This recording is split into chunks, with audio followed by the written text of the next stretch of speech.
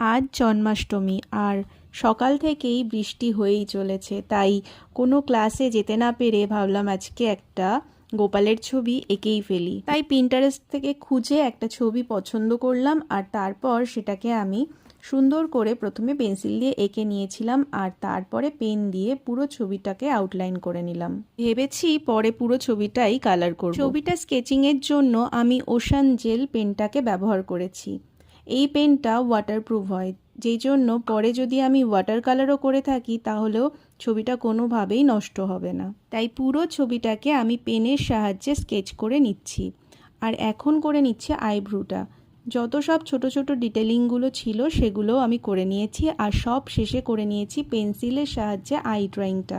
আমি কিছুটা রিয়েলিস্টিক চোখ আঁকার চেষ্টা করেছি। ভিডিওটা এই পর্যন্তই শেষ করছি। যদি তোমাদের ভালো লাগে তাহলে অবশ্যই আমাকে কমেন্ট করে জানিও। দেখা হচ্ছে নতুন ভিডিওতে।